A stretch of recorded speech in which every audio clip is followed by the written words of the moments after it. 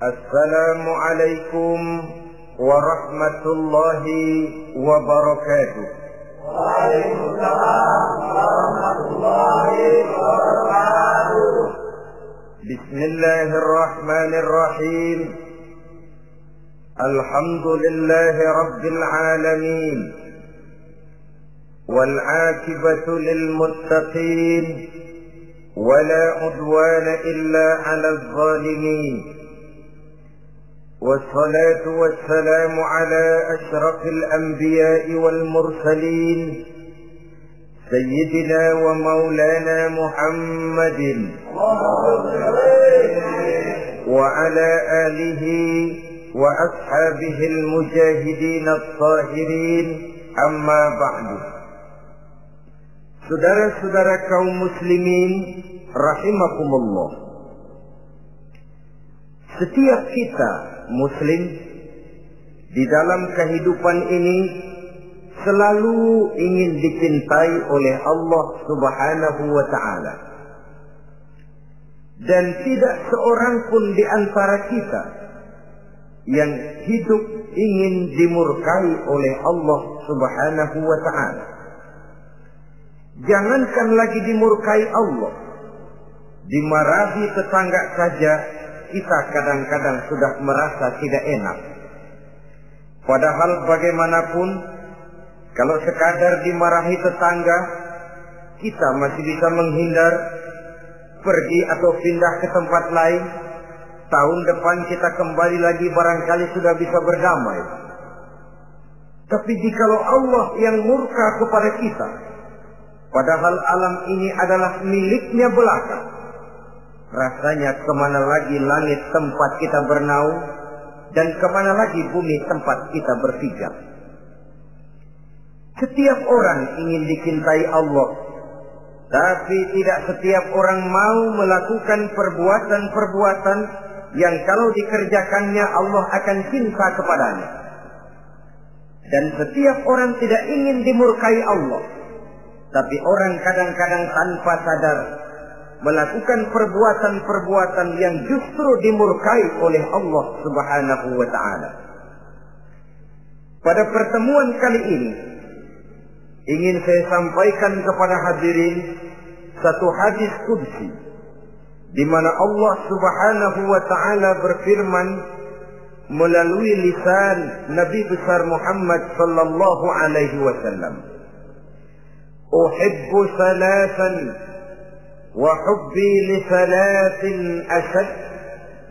Aku cinta, kata Allah, kepada 3 macam golongan manusia, tapi aku lebih cinta lagi kepada yang 3 macam lagi. Jadi ada yang sekedar dicintai Allah, ada yang lebih lagi dicintai oleh Allah Subhanahu wa ta'ala. Siapa mereka? Mari kita ikuti satu persatu isi daripada hadis qudsi ini. Yang pertama, uhibbu ahlas safa. Aku cinta, kata Allah, kepada orang-orang yang pemurah.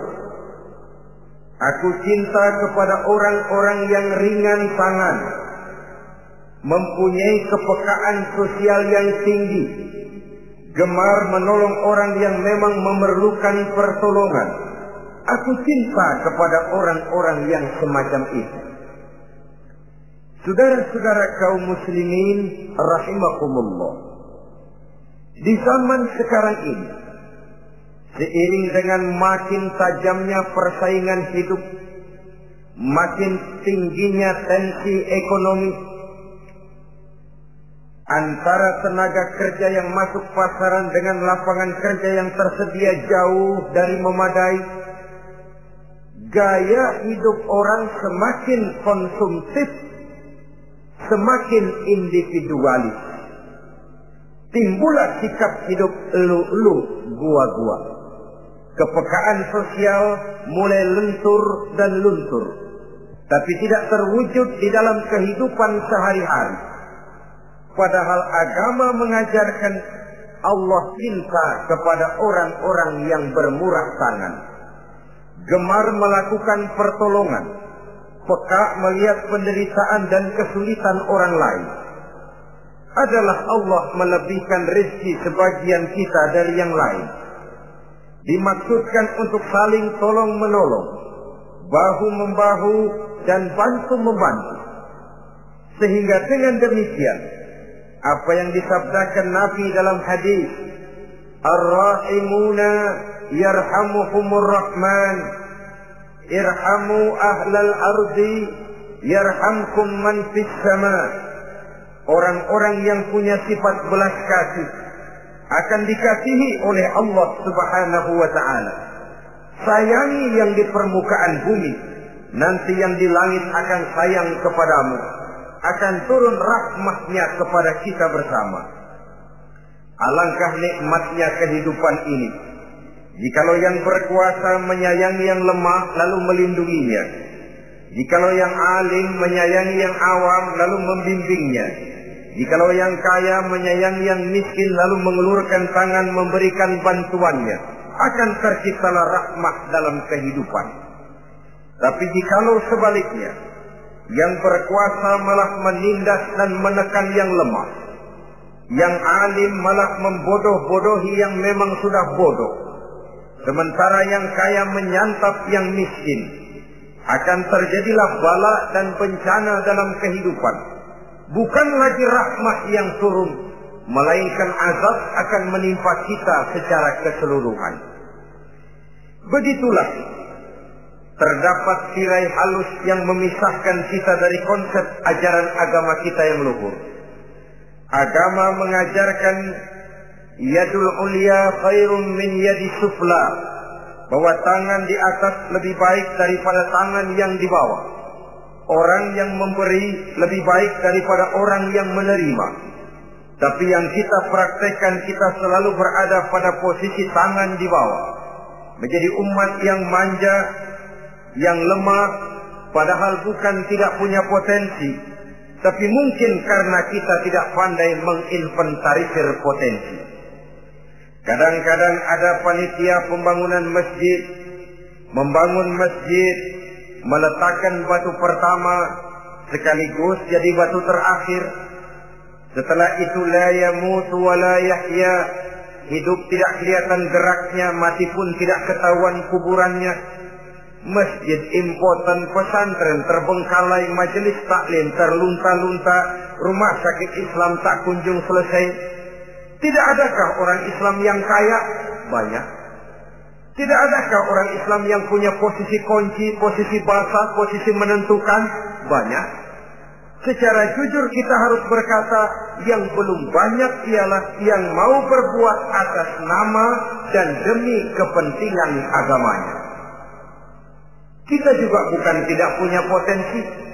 Kita tidak pandai menginventarisir potensi untuk kepentingan dan kemaslahatan kita bersama.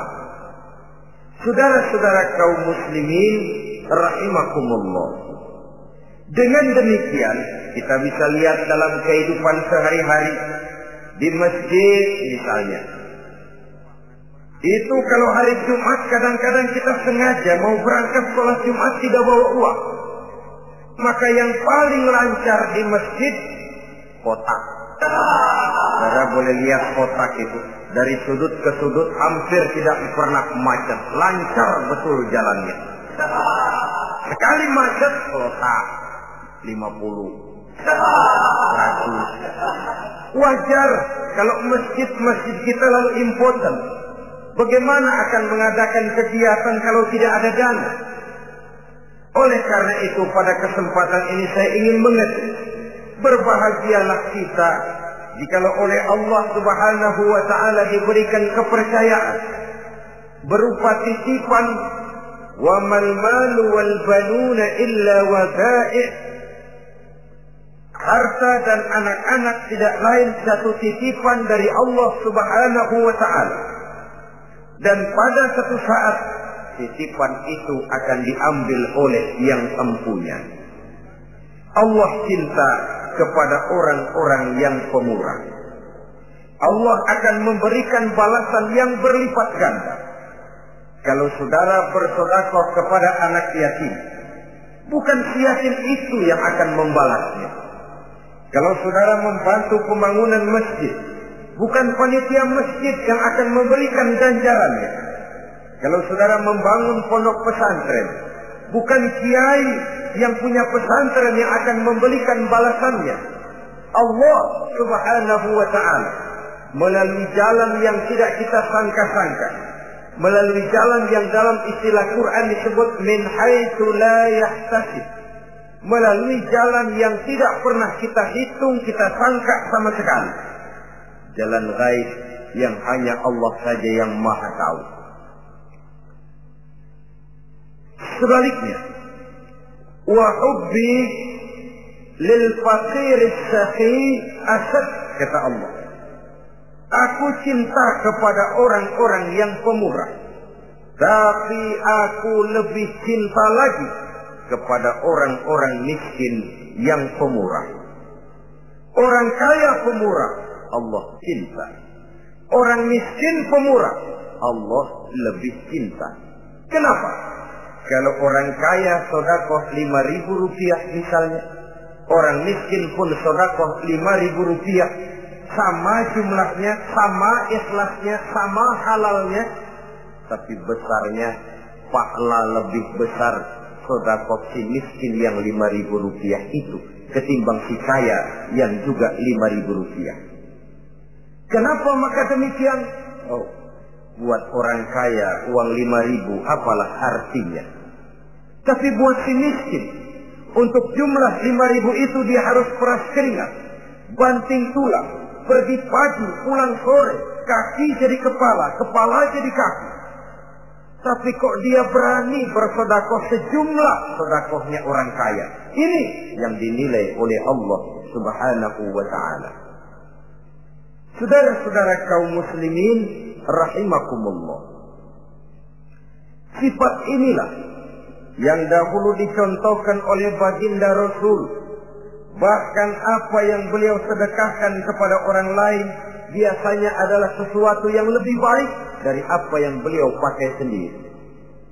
Watak ini yang diikuti oleh generasi sahabat. Kita ambil contoh ketika terjadi perang Tabuk misalnya.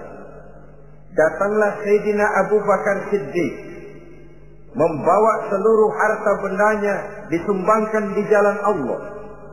Melihat ini Nabi bertanya, hal tarakta li ahlika syai'an ya Abu Bakar? Wahai Abu Bakar, begini banyak harta yang kau infakkan fi sabilillah ini, apakah buat keluargamu sudah kau tinggalkan? Sayyidina Abu Bakar dengan tegas menjawab, taraktu lahumullaha wa rasulahu. Sudah, saya tinggalkan mereka Allah dan Rasulnya. Saya tinggalkan mereka keyakinan, akidah, iman, bahwa kalau kami menolong Allah, menolong agama, Allah akan menolong kami. Bahwa kami tidak akan jadi melarat karena memperjuangkan agama. Bahwa kami tidak akan jatuh miskin kalau harta ini kami belanjakan di jalan Allah. Kami tinggalkan keyakinan itu kepada anak-anak dan istri di rumah. Sementara harta yang ada seluruhnya kami bawa kemari. Keyakinan yang dimiliki oleh Sayyidina Abu Bakar Siddiq di zaman sekarang ini sudah merupakan keyakinan yang sangat langka. Kita belum yakin benar akan kebenaran janji Allah, sehingga dengan demikian timbullah keraguan-raguan. Apa iya kalau saya belanjakan uang ini di jalan Allah akan ada balasannya? Apa iya kalau uang ini saya gunakan untuk melaksanakan ibadah akan datang balasannya? Padahal dalam hadis qudsi Allah menjanjikan, ana inda zanni abdi bi. Aku ini, kata Allah, bagaimana menurut persangkaan hambaku saja kepadaku. Kalau dia sangka baik, insya Allah baik datangnya. Kalau dia sangka tidak, aku bagaimana menurut sangka hambaku kepadaku. Itulah sebabnya dalam segala hal kita harus husnuzan, berbaik sangka kepada Allah Subhanahu wa ta'ala. Saudara-saudara kaum muslimin rahimakumullah, inilah golongan pertama kekasih Allah, orang-orang yang dicintai Allah, orang-orang yang pemurah, yang sadar bahwa harta hanya sekadar titipan dari Allah Subhanahu wa ta'ala. Dan harta menurut Nabi, apabila sudah kita belanjakan di jalan Allah, dia akan berkata, pertama, kuntu qalilatan fakassartani, jumlahku sebenarnya sedikit, tapi lantaran engkau sedekahkan aku, engkau belanjakan aku di jalan Allah, maka jumlahku jadi banyak. Kau sedekah 1000, dibalas 7000, dikali 10, dikali 100, masih ditambah wallahu yudha'ifu liman yasha. Allah melipat gandakan pahala kebajikan dari orang-orang yang dikehendakinya. Yang kedua, harta itu akan bicara lagi. Kuntu faniyatan fa abqaitani. Aku ini sebenarnya fana, tidak kekal, berubah, relatif dan temporer, sirna oleh pergeseran masa dan pertukaran waktu. Tapi lantaran engkau sedekahkan aku, engkau belanjakan aku di jalan Allah, maka nilaiku jadi kekal, akan mendampingi engkau sampai di hadratullah azza wa jalla di akhirat nanti. Jadi harta yang kita tumpuk-tumpuk, yang kita sangka akan mengekalkan kita sampai tidak akan miskin 7 keturunan, dengan segala macam cara kita tempuh, dia bukan harta yang kekal. Yang kekal yang kita belanjakan di jalan Allah Subhanahu wa ta'ala. Itu milik kita yang benar-benar akan kita nikmati. Yang ketiga, harta itu akan berkata lagi, kunta harisi fal ana sirtu harisaka. Dahulu kamulah yang menjaga saya, tapi sekarang setelah saya sedekahkan, setelah engkau sedekahkan aku, setelah engkau belanjakan aku di jalan Allah, bukan engkau lagi yang jaga aku, kata si harta, akulah yang akan menjagamu. Di dunia orang yang rajin sedekah, sedekahnya itu menolak bala, terhindar dari segala bencana dan musibah. Sementara di akhirat, sedekahnya itu akan menjadi dinding yang menjaga dia dari jilatan api neraka. Demikian harta yang sudah kita infakkan, kita belanjakan, kita sedekahkan di jalan Allah itu akan menjadi pejangga kita.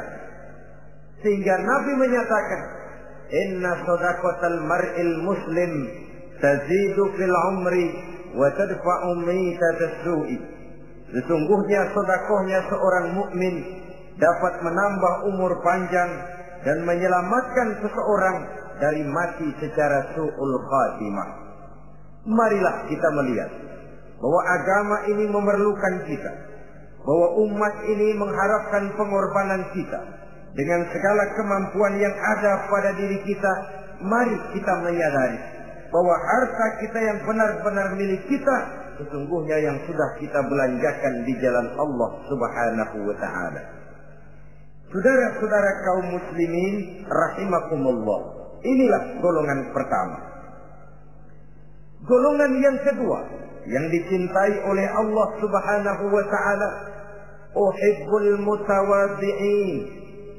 Aku cinta, kata Allah, kepada orang-orang yang rendah hati, orang-orang yang membawa ilmu padi, makin berisi makin merunduk, makin di puncak makin sadar akan kelemahan dan keterbatasannya.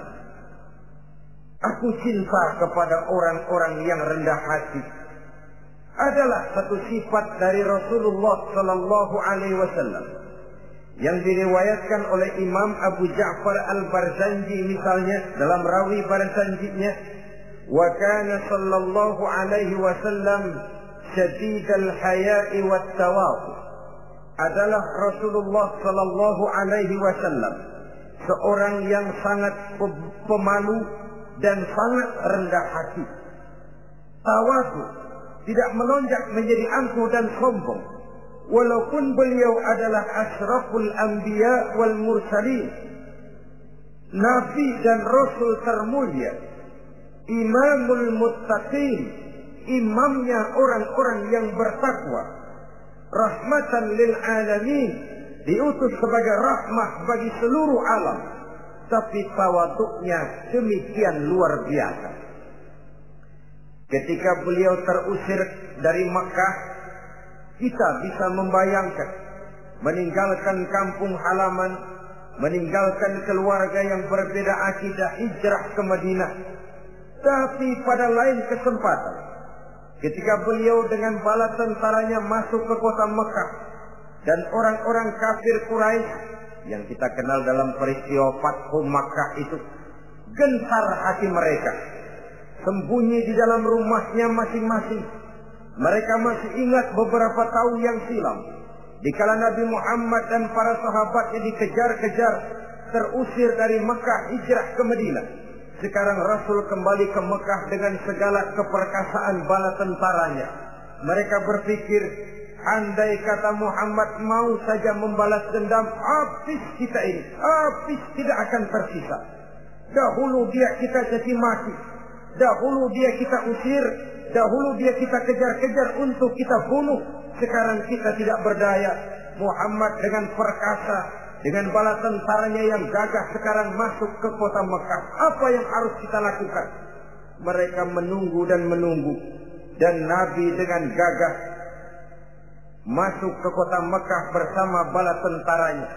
Apa ucapan yang pertama beliau lontarkan? Pembalasan dendam? Tidak.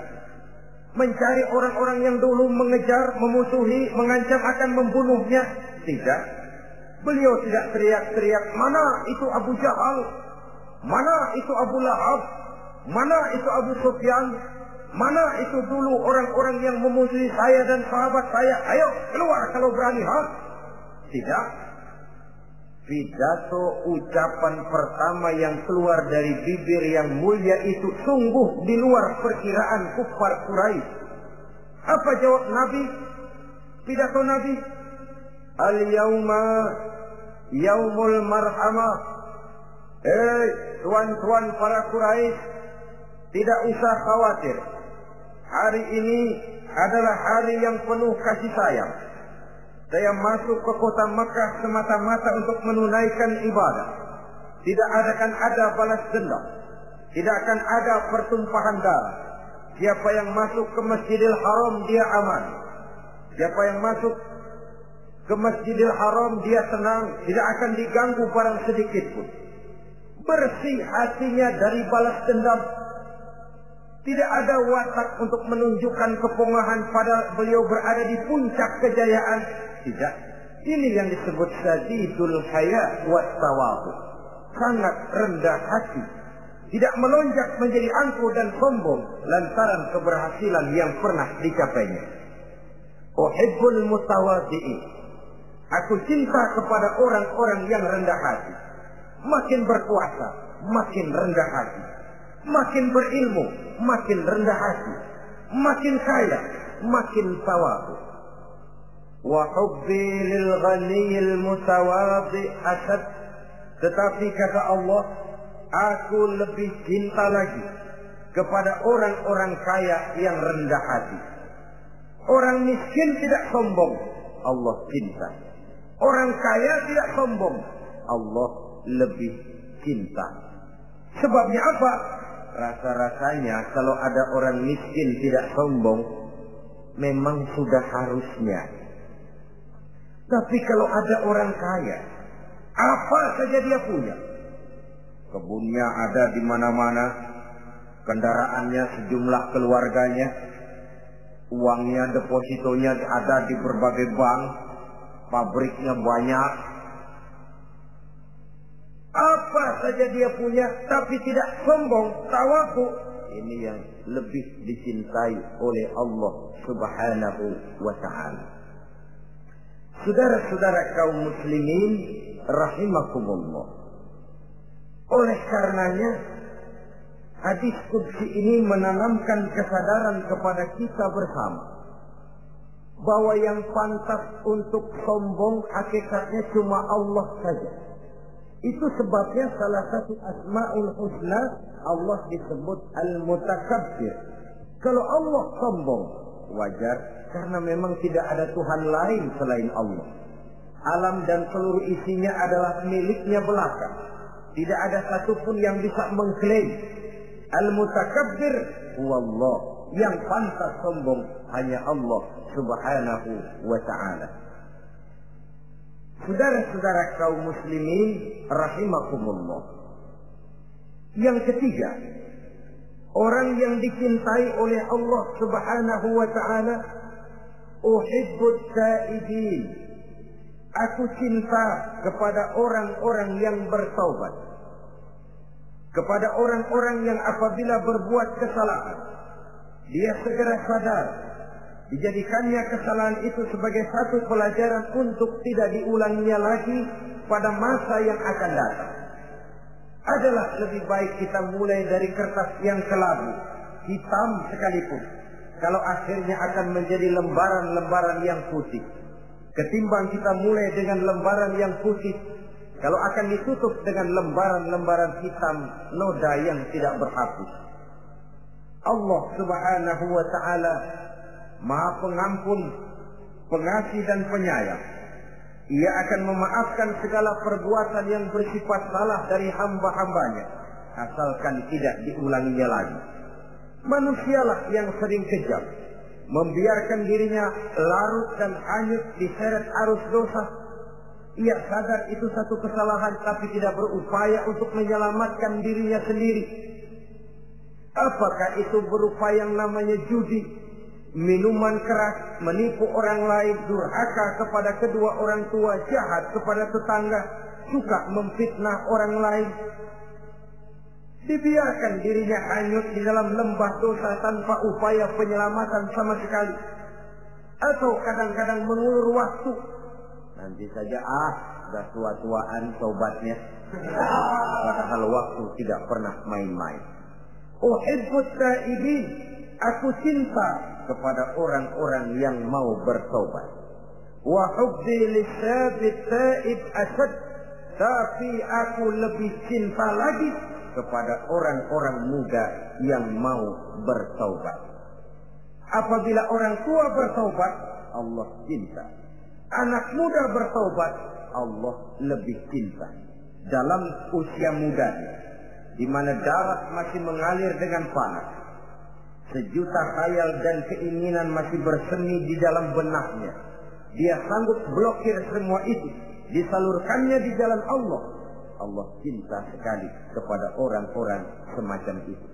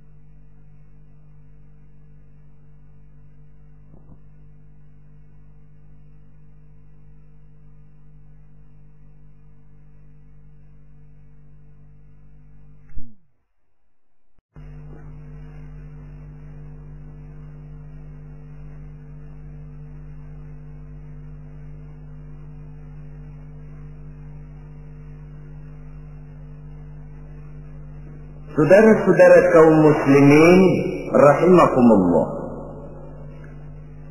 Kalau tadi sudah saya jelaskan 3 golongan orang-orang yang dicintai Allah, yakni para kekasih Allah. Orang-orang yang pemurah, gemar memberikan pertolongan.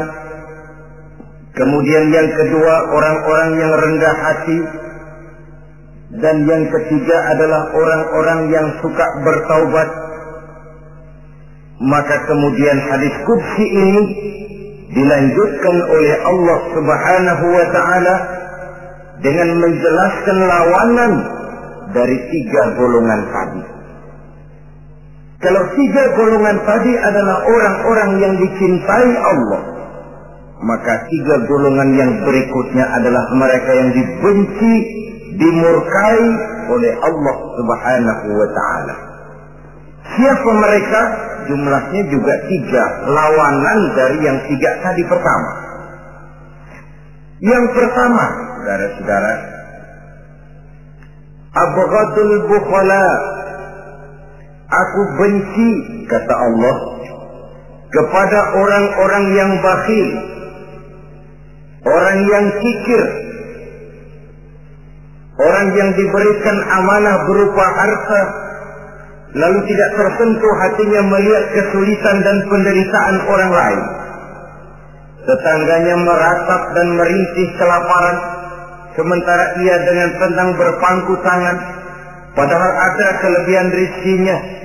Ia tahu kesulitan orang lain, tapi ia tidak berusaha mengulurkan tangan memberikan bantuan. Kenapa seseorang bisa terjebak ke dalam penyakit bakhil dan kikir alias pelit seperti ini? Oleh karena harta benda dunia itu sudah berakar kuat di hatinya. Tidak mau lepas lagi ia dari sana. Tidak mau berpisah ia dengan harta itu walau sedikit jua pun. Dan memang para ulama sufi mengajarkan, orang kaya itu ada 2. Ada orang kaya hakiki, ada orang kaya majazi. Orang kaya hakiki, orang kaya sebenarnya adalah orang yang kaya hatinya. Luas cakrawala pandangannya, terbentang nuansanya, tidak cuplik melihat karunia yang diberikan Allah dalam kehidupan ini. Orang yang kaya hati, inilah orang kaya hakiki. Adapun orang kaya majazi adalah orang yang banyak hartanya tapi miskin hatinya. Hidupnya sudah melimpah tapi ia selalu merasa kurang, maka ia tidak pernah cukup. Posisinya sudah kaya tapi ia masih merasa miskin, maka ia pun selalu miskin. Imam Ghazali rahimahullah memberikan contoh yang indah. Perjalanan hidup manusia sama dengan naik kapal laut yang besar menuju pulau bernama akhirat, mencapai pantai surga bahagia. Kapal ini akan singgah di satu pulau bernama dunia. Para penumpang diperbolehkan turun, tapi sebelumnya diingatkan lebih dahulu bahwa ini cuma sekedar tempat transit. Di dunia, di pulau yang bernama dunia, para penumpang boleh mengambil apa yang memang diperlukan untuk bekal dalam perjalanan. Tapi jangan lupa bahwa kapal akan melanjutkan perjalanan menuju kepulauan akhirat yang kekal dan abadi. Maka turunlah para penumpang ke pulau yang bernama dunia ini. Macam-macam tingkah lakunya ketika mereka menjejakkan kaki ke pulau dunia. Ada yang tetap sadar kepada pesan nakoda. Dia turun ke pulau yang bernama dunia, yang hijau, ranau, indah, memikat, mempedaya, mempesona. Tapi ia tetap sadar, ini cuma tempat transit. Ini cuma tempat persinggahan sementara. Bukan ini tempat yang akan saya tuju. Kapal akan segera berangkat. Saya harus bersiap-siap. diambilnya apa yang diperbolehkan di pulau bernama dunia sebagai bekal menuju perjalanan akhirat, dan setelah itu dia segera kembali ke kapal untuk melanjutkan perjalanannya. Ada pula penumpang yang lalai. Ketika turun ke pulau bernama dunia ini, ia lupa kepada pesan sang nakoda. Ia terpedaya oleh hijau ranaunya kepulauan dunia. Ia terpikat oleh gemerlapnya kehidupan dunia. Sibuklah seluruh waktunya untuk mengambil segala yang ada di kepulauan dunia ini. Ia menyangka bahwa ia sudah sampai kepada tujuan yang sebenarnya. Dikala peluit kapal berbunyi, pertanda kapal akan segera berangkat, rupanya baru sadar dia bahwa ini bukan tujuan yang sebenarnya. Ia berusaha kembali ke kapal, walaupun masih bisa ikut naik kapal, tapi sayang tempatnya sudah ditempati oleh orang lain. Inilah contoh dari orang-orang yang kehidupan dunia telah melalaikan mereka daripada tujuan akhirat. Yang lebih celaka adalah nasib penumpang ketiga. Mereka yang tertinggal sama sekali di kepulauan dunia ini.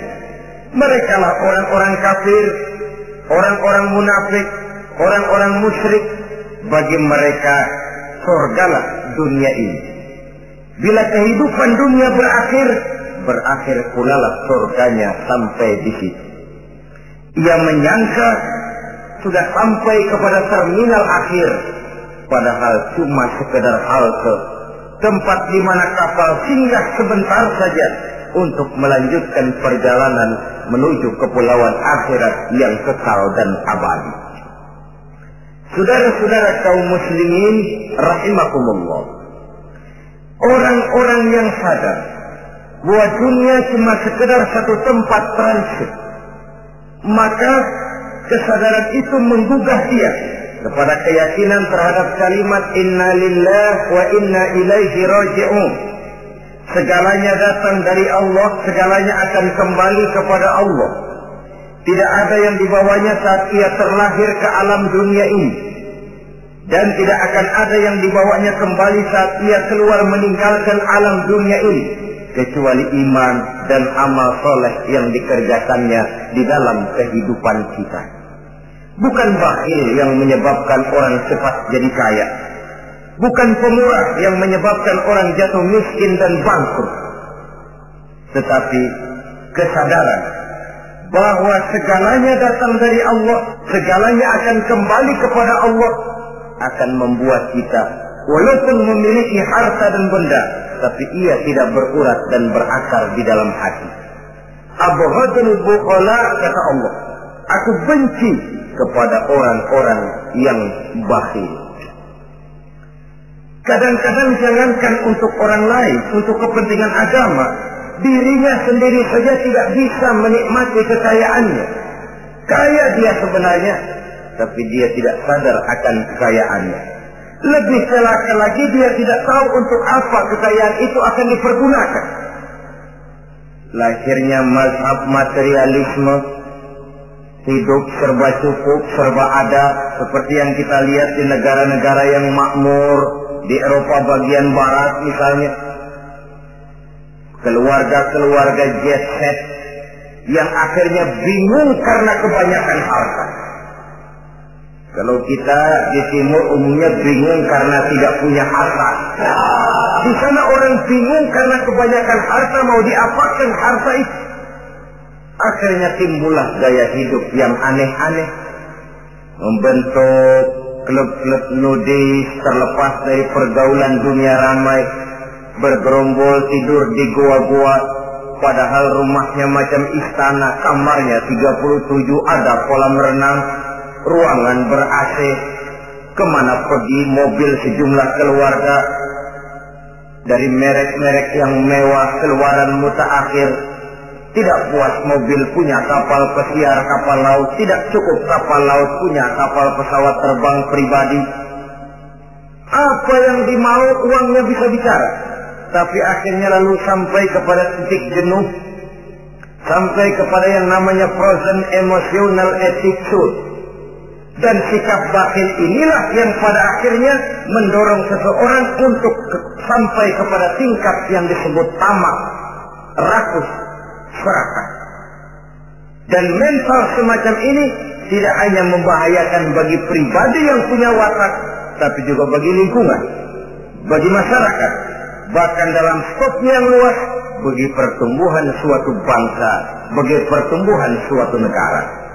Sikap-sikap tamak, rakus, serakah, mau menang sendiri, mau kuasa sendiri, mau basah sendiri, mau kaya sendiri, persetan dengan orang lain, adalah sikap-sikap yang tidak saja bertentangan dengan ajaran agama kita, tapi juga bertentangan dengan falsafat dasar kehidupan bangsa kita, yakni Pancasila. Saudara-saudara kaum muslimin rahimakumullah, lawanannya kemudian Allah menyatakan, wa bughdi lil ghaniyil bakhil asad, aku benci kepada orang yang bakhil, tapi aku lebih benci lagi kepada orang-orang kaya yang bakhil. Kalau orang miskin pelit, barangkali masih orang berkata pantaslah dia itu pelit, miskin. Tapi kalau kaya, bakhil, kaya, pelit, rasanya orang menyayangkan. Apa saja dia punya, tapi bakhil, pelit, tidak sadar bahwa itu adalah amanah Allah yang suatu saat akan dimintakan pertanggungan jawab di padang mahsyar nanti. Inilah golongan pertama yang dibenci oleh Allah Subhanahu wa ta'ala. Golongan yang kedua, abghadul mutakabbirin, aku benci kepada orang-orang yang sombong. Baik sombong oleh karena kekuatan, wewenang, jabatan. Baik sombong oleh karena ilmu pengetahuan, skill, keahlian, kemampuan. Baik sombong oleh karena harta benda dan kekayaan. Sombong dalam segala bentuknya tidak disenangi oleh Allah Subhanahu wa ta'ala. Inilah yang saya maksud tadi dengan membawa ilmu padi seharusnya. Semakin berisi, semakin merunduk. Sebab pepatah orang-orang tua kita bilang, air beriak tanda tak dalam, tong kosong bunyinya nyari. Orang belajar silat kalau baru dapat 2-3 jurus memang genit, bukan main. Sesuatu yang barangkali sudah lumrah dalam kehidupan. Tapi yang diajarkan oleh agama, abghadul mutakabbirin, aku benci kepada orang-orang yang sombong. Al-Quran syarat dengan contoh-contoh baik dari perjalanan sejarah, baik dari perjalanan para hidup para nabi dan para rasul. Seluruhnya merupakan tamsil, contoh dan ibarat bagi kita bersama. Fanzuru kaifa kana akibatul mukazzibin. Fanzuru kaifa kana akibatul mujrimin. Berjalanlah kamu di permukaan bumi, lihat bagaimana akibat yang diderita oleh para pendusta. Lihat bagaimana akibat yang diderita oleh para pembuat dosa, oleh orang-orang yang sombong, angkuh, congkak dan takabur. Mereka satu demi satu mengalami kehancuran, tenggelam di perut sejarah. Kurang apa Fir'aun? Kurang apa Raja Namrud? Kurang apa Raja Abrahat? Tentaranya gagah perkasa, kekuasaannya luas, istananya megah dan besar, pengawalnya gentayangan di mana-mana, intelnya selalu siap siaga menjaga keamanan. Sang raja diraja, entok waktu berputar masa beredar, tenggelam oleh perputaran waktu dan peredaran zaman. Tidak ada satu keabadian dalam kehidupan ini. Akankah kita melahirkan Fir'aun kelas baru, Namrud di zaman modern, Abrahat gaya kini, yang semakin berada di puncak kekuasaan semakin lupa diri dan lupa daratan? menjadi orang yang hanya mau benar sendiri, adil sendiri, makmur sendiri, tidak peduli menari di atas bangkai dan penderitaan orang lain? Akankah kita melahirkan korun-korun gaya baru yang sombong oleh karena harta kekayaan yang berlipat ganda? Ataukah kita akan melahirkan barsisul abid gaya baru yang sombong oleh karena ilmu pengetahuan yang dimilikinya? Marilah kita menyadari al-mutakabbir huwa Allah. Yang pantas, boleh dan sombong, wajar untuk sombong, cuma Allah subhanahu wa ta'ala. Abghadul mutakabbirin, aku benci kepada orang-orang yang sombong. Saudara-saudara kaum muslimin rahimakumullah, lawanannya kata Allah, selebihnya wa bughdi lil faqiril mutakabbir asad, tetapi kata Allah, aku lebih benci lagi kepada orang miskin yang sombong. Ini yang sudah tidak punya pilihan.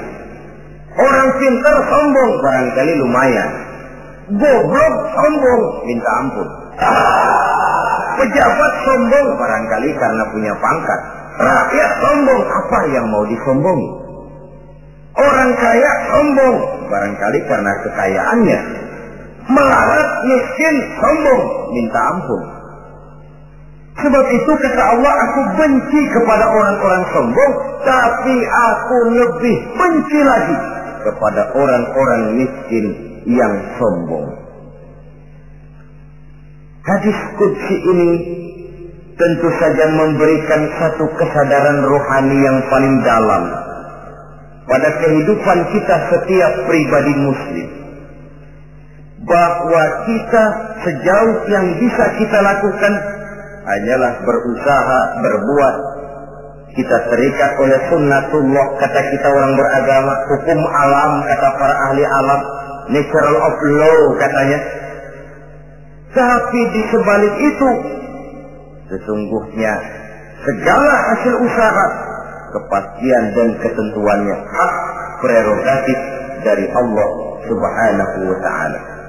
Sehingga pada puncaknya kita akan sampai kepada pengakuan yang paling jujur, la haula wa la quwwata illa billah. Tidak ada daya kita, tidak ada kekuatan kita kecuali apa yang memang telah diberikan Allah. Dialah sumber daya, sumber gerak, sumber seluruh kekuatan. Dan kita manusia hanya mencapai itu kalau dikaruniai oleh Allah subhanahu wa ta'ala. Sewajarnya, makin bertambah ilmu, makin sadar kita akan kebodohan kita. Seperti yang diucapkan oleh Al-Imam Syafi'i rahimahullah, setiap tambah ilmuku, bertambah tahulah aku akan kebodohan. Sewajarnya, semakin bertambah harta kita, semakin sadar kita akan kemiskinan kita. Semakin bertambah tinggi pangkat dan jabatan kita, semakin sadar kita dari mana kita datang, kemana kita akan pulang, dan di mana kita akan berada sekarang.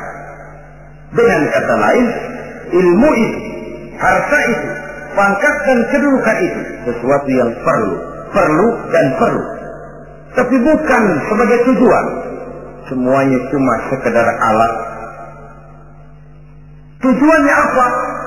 Jangka panjang di akhirat untuk mencapai ridho Allah. Jangka pendek di dunia ini harus menjadi rahmatan lil alamin.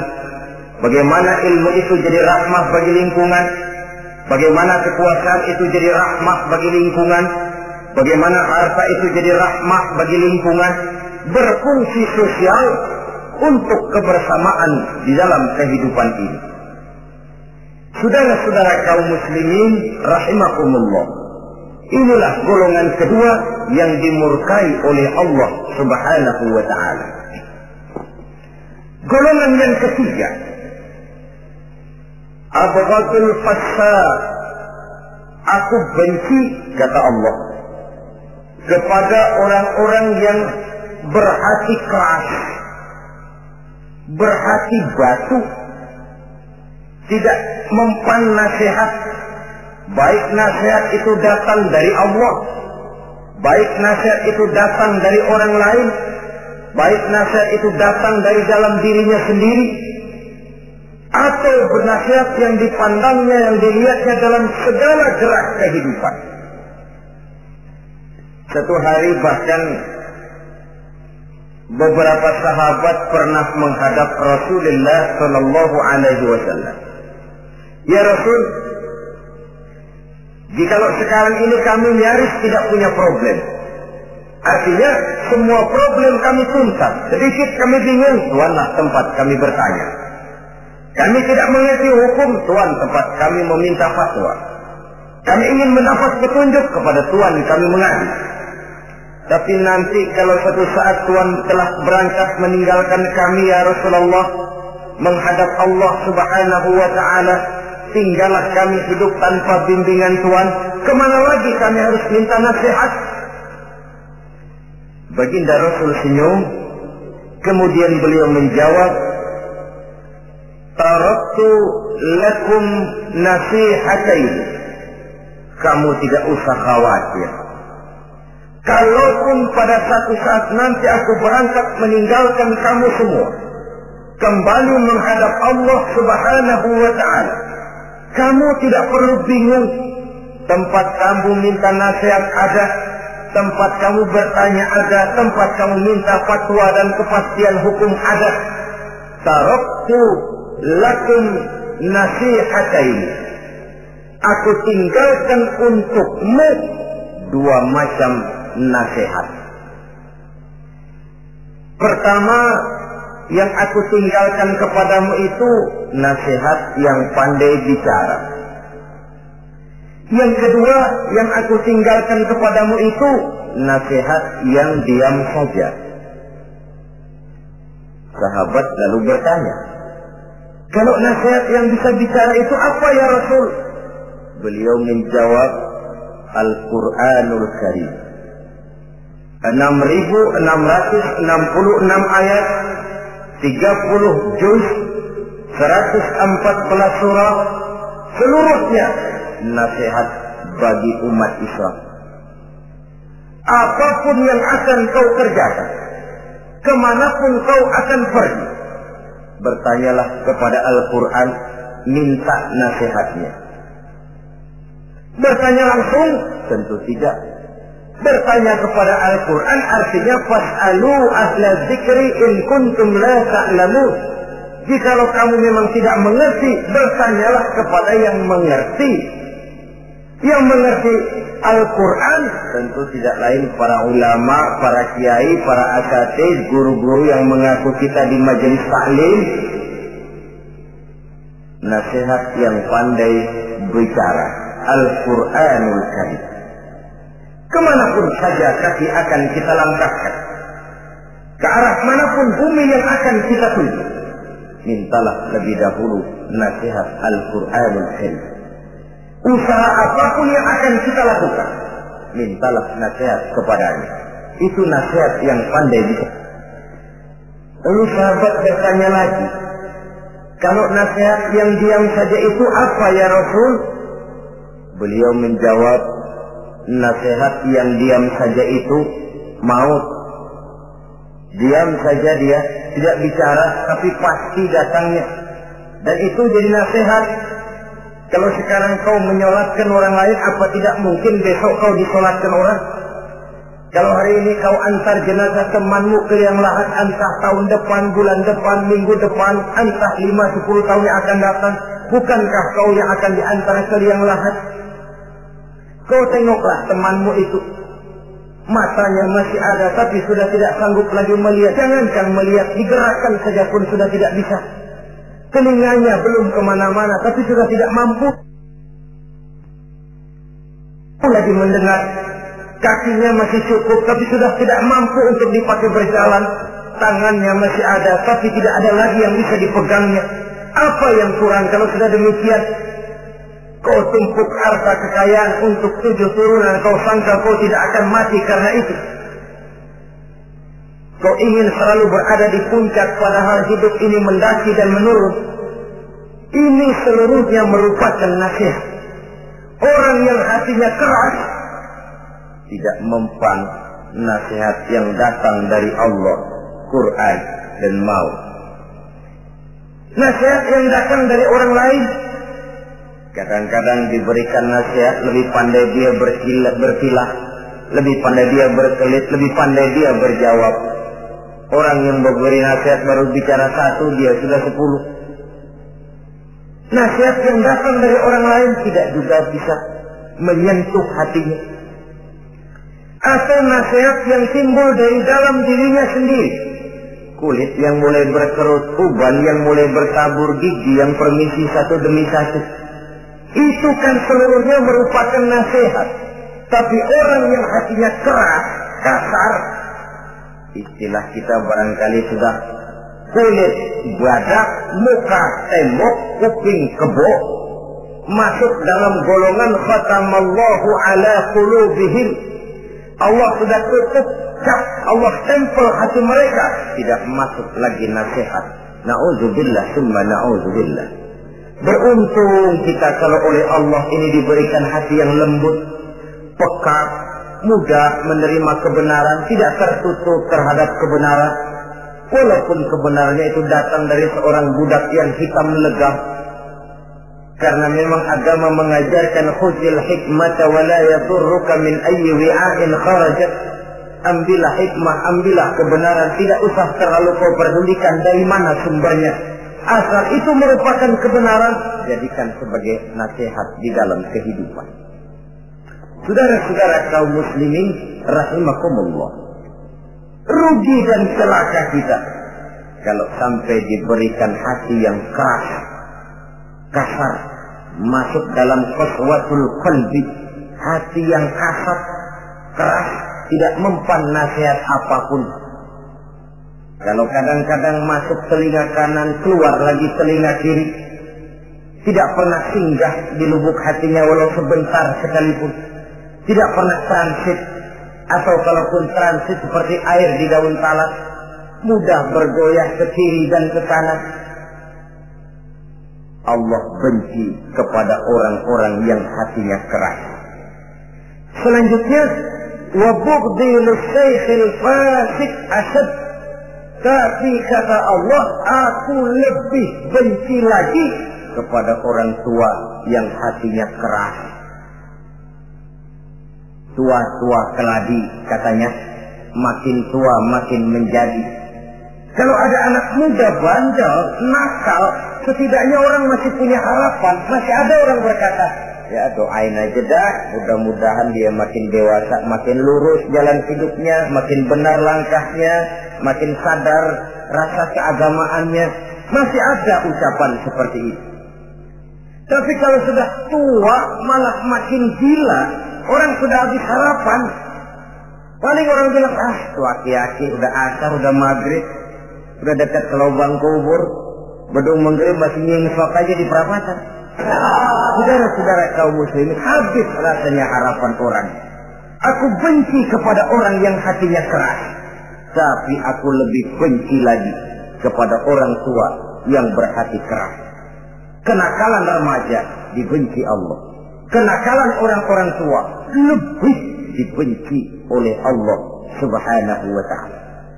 Saudara-saudara kaum muslimin rahimakumullah, semoga kita termasuk ke dalam golongan orang-orang yang